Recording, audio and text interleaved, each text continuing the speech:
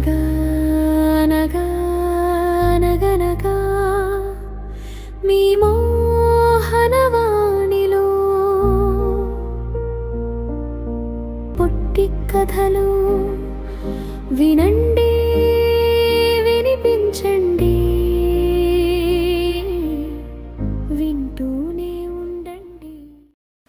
దేవుడి దగ్గర లెక్కలు కరెక్ట్గానే ఉంటాయి. ముందుగా మోహనవాణి శ్రోతలందరికీ హృదయపూర్వక ధన్యవాదాలు. నా ఆధ్యాత్మిక మరియు భగవద్ బంధువులందరికీ నా హృదయపూర్వక నమస్కారాలు. అనగనగా అనే ఈ శీర్షికలో ఒక చిన్న కథని విందాం. ఒక వీధిలో ప్రతి ఇంట భిక్షగాడు భిక్షాటన చేస్తూ వస్తున్నాడు.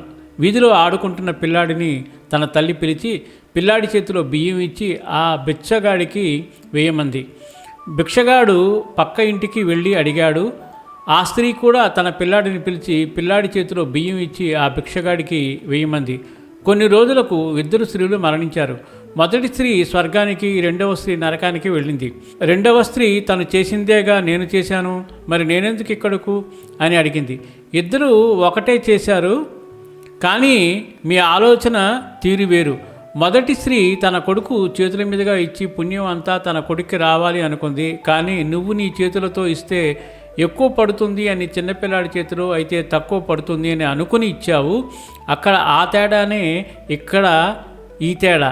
దేవుడి దగ్గర లెక్కలు కరెక్ట్గా ఉంటాయి. ఎవరికి ఎప్పుడు ఏమివ్వాలో ఆయనకు బాగా తెలుసు. కాకపోతే కాస్త ఓపికగా ఉందాం.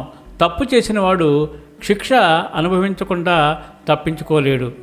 అద్భుతమైన కథ, మన్ని ఆలోచింపజేసే కథ. సర్వేజన సుఖినో భవంతు, లోకా సమస్త సుఖినో భవంతు. ధన్యవాదాలు. స్వస్తి.